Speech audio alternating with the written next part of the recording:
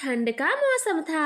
कालू कौवा और गोरी कौवी अपने अंडे के पास बैठे थे। कालू, सुबह से घर में ही बैठे हो, थोड़ा भोजन खोज लाओ। किसी भी समय अंडे से बच्चा आने वाला है, उसे क्या पहले ही दिन आप भूखा रखोगे? जब से अंडा हुआ है तुम्हारी तो मौज ही मौज है, पूरा दिन घोंसले में बैठी रहती हो और मुझे अपना नौकर बना रखा है। कालू, ठंड बढ़ रही है, अगर एक भी पल अंडे को अकेला छोड़ा तो हमारा बच्चा मर जाएगा, इसीलिए लड़ाई न करो, चुप होके भोजन लेने जाओ और हो सके तो बच्चे के लिए नरम फल ले आना। फिर कालू कौवा भोजन की तलाश में चला जाता है। कालू कौवा अपनी तेज नजरों से सब देखे जा रहा था। उसको एक पेड़ के पास कुछ फल नजर आते हैं। फलों को देखकर कालू कौवे को लालच आ जाता है। फिर कालू कौवा जैसे ही फलों को लेने नीचे उतरता है तो वो शिकारी के जाल में फंस जाता है। गोरी कौवी कालू का इंतजार कर रही थी। कालू को गए काफी देर हो गई, कहीं अपने उल्लू दोस्तों में तो नहीं बैठ गया, लेकिन मैं कैसे बाहर जाऊं? अंडे पे कौन बैठेगा?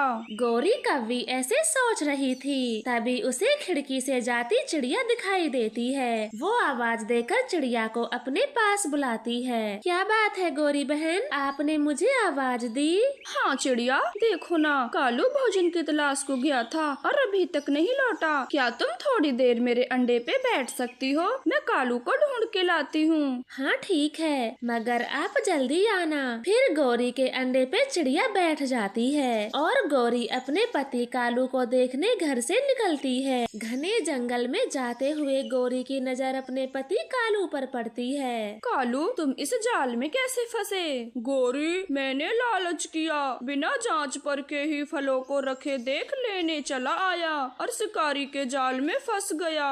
गौरी, तुम जाओ, अंडे पे बैठो, वो अकेला है। मैं तुम्हें ऐसे फंसे छोड़ के नहीं जा सकती, और अंडा अकेला नहीं है, चिड़िया को बिठा के आई हूँ। ऐसे बोलते हुए गौरी कालू को जाल से बाहर निकालने की कोशिश करती है, मगर वो भी पास रखे एक कटघरे में फंस जाती है। शिकारी भी अपने बिछाए जाल को देखने आ रहा था। अरे वाह, आज तो 2 कौवे शिकार में फंसे हैं। फिर शिकारी उन दोनों को पिंजरे में बंद कर लेता है और उन्हें अपने साथ ले जाता है। इंसान, हमें जाने दो, कृपया हमें जाने दो, हमारा अंडा अकेला है, हमारे अलावा उसका कोई नहीं। ऐसे वो दोनों उस शिकारी से खूब मिन्नतें करते हैं, मगर शिकारी को उन पर दया नहीं आती और वो मजे से उन्हें ले जाता है। ये दोनों मुझे यहाँ बैठा के ना जाने कहाँ चले गए। अब मैं क्या करूँ, कैसे घर जाऊँ? इस अंडे को अकेला छोड़कर मैं जा भी नहीं सकती। चिड़िया कौवों का इंतजार कर रही थी। फिर कुछ देर बाद अंडा टूट जाता है और उस अंडे में से छोटा सा कौवा बाहर आता है। वो इधर उधर देखता है।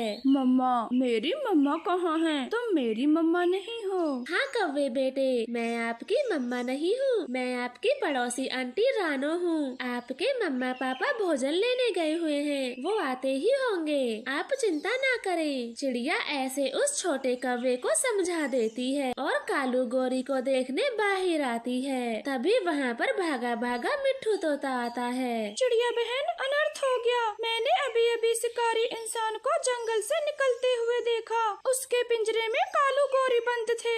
मिट्ठू तोते आहिस्ता बोले, उनके अंडे से अभी अभी कौवा बेटा बाहर निकला है। ये सब सुनेगा तो वो क्या सोचेगा? सच में ये तो बहुत बुरा होगा, उनका बच्चा अकेला उनका इंतजार कर रहा है। वो ये नहीं जानता उसके माता पिता अब कभी भी लौट के नहीं आएंगे, वो अनाथ हो गया है। नहीं मिट्ठू तोते, अभी कालू गोरी जिंदा है, वो शिकारी ज्यादा दूर नहीं गया होगा, हमें बचाना होगा, कैसे भी करके कालू गोरी को बचाना होगा। वो दोनों ऐसे बातें कर रहे थे, तभी कबूतर भी वहाँ आता है। मैंने देखा शिकारी कालू गोरी को पिंजरे में बंद करके ले जा रहा था, हमें मदद करनी होगी, कालू गोरी को छुड़ाना होगा। होगा। चिड़िया बहन, आप छोटे कौवे के पास रहें, मैं और कबूतर जाते हैं, कालू गौरी को छुड़ा के लाते हैं। फिर मिट्ठू और कबूतर तेज उड़ते हैं। मेरे मम्मा पापा को मैं अच्छा नहीं लगता, इसीलिए मुझे आंखों सौ के चले गए। वो मुझसे प्यार नहीं करते,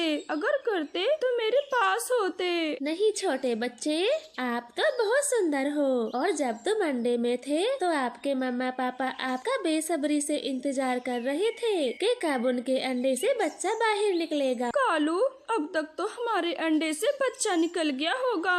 वो हमें अपने पास न देखकर कितना दुखी हो रहा होगा। सब तुम्हारी वजह से हुआ है। ना मुझे भोजन लाने को कहती और ना मैं शिकारी के जाल में फंसता। तुम हमेशा ही ऐसा करते हो। अगर मेहनत करके दाना खोजते तो यहाँ पिंजरे में बंद नहीं होते और वहाँ हमारा बच्चा भी अकेला न होता।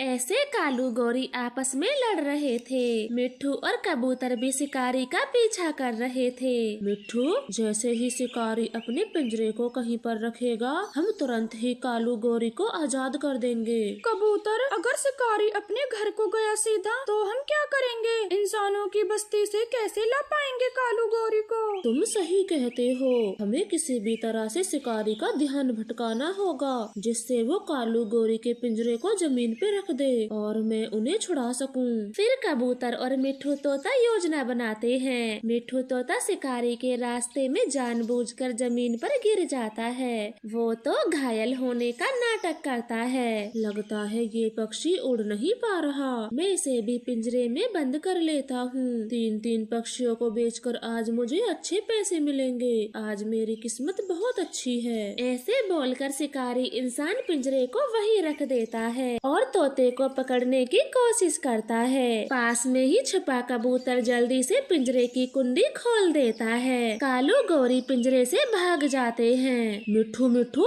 जल्दी से वहाँ से उठो, वरना शिकारी तुम्हें पकड़ लेगा।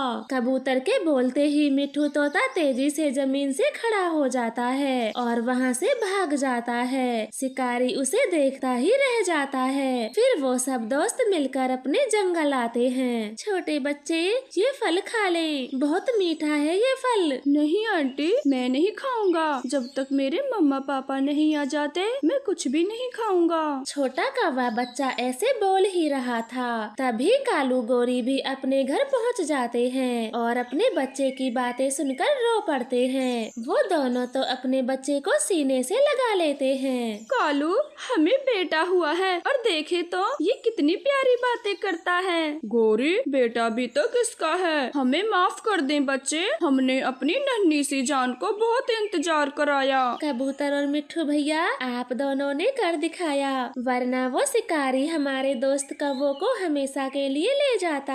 हाँ मिट्ठू तोते, आपने तो अपनी जान को ही दाव पे लगा दिया। कहीं उस शिकारी ने तुम्हें पकड़ लिया होता तो न जाने क्या होता। गौरी, कालू, तुम हमारे पड़ोसी हो तो ऐसे कैसे ले जाने देते उस शिकारी को? कबूतर, मिट्ठू और चिड़िया, आज तुम सबके कारण ही हम कौवों का परिवार सही सलामत है। तुम सबका बहुत बहुत धन्यवाद। ऐसे वो सब पक्षी खुशी मनाते हैं। तो प्यारे दोस्तों, इस कहानी से हमें सीख मिलती है, हमें एक अच्छे पड़ोसी होने के नाते हमेशा अपने पड़ोसियों की मदद करनी चाहिए। कालू, मैंने सब पेड़ों को अच्छे से देखा मगर खाने को कुछ भी नहीं मिला। अब क्या होगा? अब क्या होगा? शाम भी हो गई है, अगर भोजन नहीं मिला तो हम क्या खाएंगे? कैसे अपना पेट भरेंगे? चलो मेरे साथ। चिड़िया बड़ी मेहनती है, उसे कोई फल या दाना जरूर मिला होगा, थोड़ा सा उसी से मांग के पेट भर लेंगे। हाँ, तुम सही बोलती हो, चलो जल्दी, कहीं खा ना जाए। ऐसे भूख से बेहाल वो दोनों कौवे भागे भागे चिड़िया के पास जाते हैं। चिड़िया, पता नहीं जंगल के पेड़ों को क्या हो गया है, किसी पे भी फल नहीं है। आप दूर के जंगल गई थी, कोई दाना मिला? नहीं, मुझे भी कुछ नहीं मिला, पूरा दिन में यूं ही उड़ती रही। क्या कहा? क्या कहा? तुम्हें भी कुछ नहीं मिला? अब क्या होगा? आज हमें भूखा ही सोना पड़ेगा। रुके कौवे भैया, मैं अपनी रसोई में देखती हूँ, शायद कुछ खाने को मिल जाए। जल्दी देखो चिड़िया, जल्दी देखो, मैं भूखा मर जाऊंगा अगर कुछ नहीं मिला तो। फिर रानो चिड़िया अंदर से एक डब्बा लाती है, उसमें सिर्फ 3 ही चने के दाने थे। कालू गोरी, काम बन गया। ये देखें, 3 चने के दाने निकले हैं डब्बे से। हम सब एक एक खा लेते हैं। कालू कौवे को तो बहुत भूख लगी थी। वो सबसे पहले दाना खाता है। वो दूसरा दाना भी फट से चबा जाता है। कालू को ऐसा करते देख गोरी कौवी भी जल्दी से अपना दाना खा जाती है। कालू कौवे, ये क्या तरीका है? आपने दोनों दाने खा लिए, मेरे लिए कुछ भी नहीं छोड़ा। अब मैं क्या खाऊं? मैं क्या करूं? जब मुझे भूख लगती है तो मैं बस खाने पर ध्यान देता हूँ। तुम जल्दी से एक दाना खा लेती, जैसे गोरी ने खाया। चिड़िया, हमारा पेट तो भर गया, अब तुम पानी पी के सो जाओ। चले कालू। ऐसे कहते हुए गोरी और कालू अपने घोंसले में आ जाते हैं। बेचारी भोली चिड़िया तो बहुत उदास होती है। ये दोनों कौवे कितने चातर हैं। मेरा दाना खाकर मुझे ही पानी पी के सो जाने की सलाह देंगे।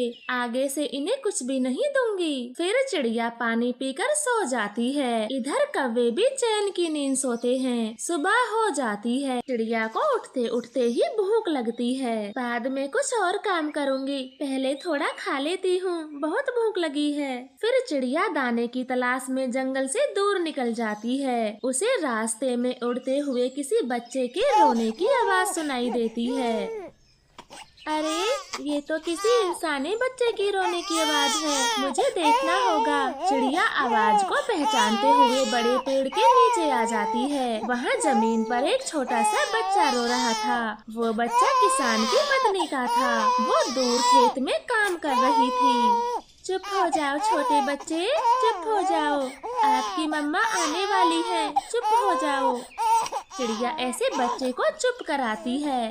बच्चा तो और भी जोर से रोने लगता है। फिर चिड़िया उसे अपनी गोद में उठा लेती है।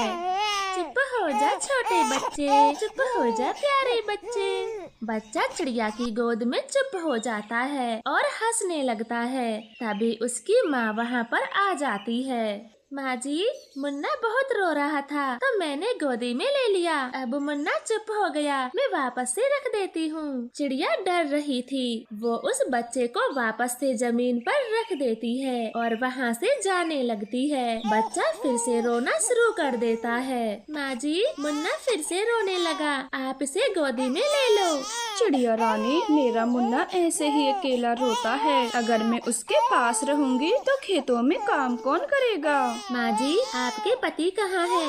वो खेतों में काम करें, आप मुन्ने के पास रहें, फिर मुन्ना नहीं रोएगा। चिड़िया की इस बात को सुनकर किसान की पत्नी की आंखें भर आती हैं। चिड़िया, मेरे पति को 1 हफ्ते पहले सांप ने काट लिया और वो मर गए। अगर मैं खेत में काम नहीं करूँगी तो फसल नहीं पकेगी। मैं कैसे अपने मुन्ने को पालूंगी? माँ जी, चुप हो जाएं। अब से मैं आपके मुन्ने के पास रहूंगी। आप जाके काम करें, मैं मुन्ने को जरा भी रोने नहीं दूंगी। तुम बहुत अच्छी हो, तुम बहुत अच्छी हो छोटी चिड़िया। फिर चिड़िया फिर से छोटे बच्चे को गोदी में ले लेती है। किसान की पत्नी अपने कामों में लग जाती है। दोपहर हो गई थी। किसान की पत्नी रोटी का डब्बा खोलती है। वो 2 रोटी चिड़िया को भी दे देती है। चिड़िया खुशी खुशी किसान की पत्नी के साथ रोटी खाती है। माँ जी, रोटी खा के मेरा पेट भर गया और ये 1 रोटी मैं रात को खा लूंगी। आपका बहुत बहुत शुक्रिया। चिड़िया, अब तुम जा सकती हो। मैं मुन्ने को लेकर घर जा रही हूँ, कल फिर से आऊंगी। ठीक है माँ जी, मैं भी कल आ जाऊंगी। ऐसे खुशी खुशी चिड़िया अपनी 1 रोटी के साथ जंगल लौट आती है। अब चिड़िया हर दिन मुन्ने के पास जाया करती और किसान की पत्नी उसे भरपेट भोजन खिलाती।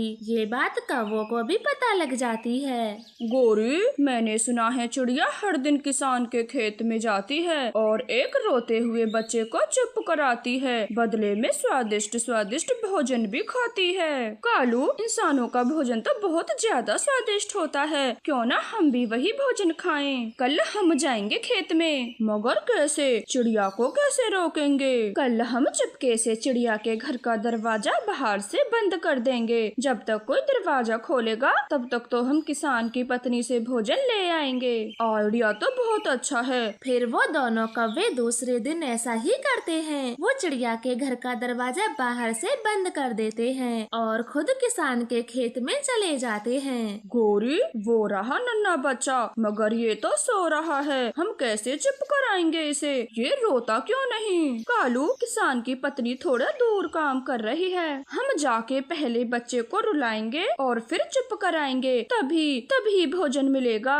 फिर वो शैतान कौवे बच्चे के पास जाकर उसे जगाते हैं। कालू कौवा उसे अपनी चोंच मार रहा था। किसान की पत्नी उनको ऐसा करते देख लेती है और दूर से मोटा कंकड़ फेंकती है। रुक जाओ गंदे कौवो, मैं तुम्हें बताती हूँ। मेरे बच्चे को मार रहे हो, रुको। कालू भाग, किसान की पत्नी ने सब देख लिया। वो कंकड़ फेंक रही है, जान बचानी है तो भागो। वो दोनों वहाँ से भाग निकलते हैं, मगर भागते हुए उनमें एक आध कंकड़ तो लग ही जाते हैं। वो वहाँ से जल्दी जल्दी ऊंचा उड़ते हैं। प्यारे दोस्तों, प्लीज हमारे चैनल को सब्सक्राइब करें। आपका धन्यवाद।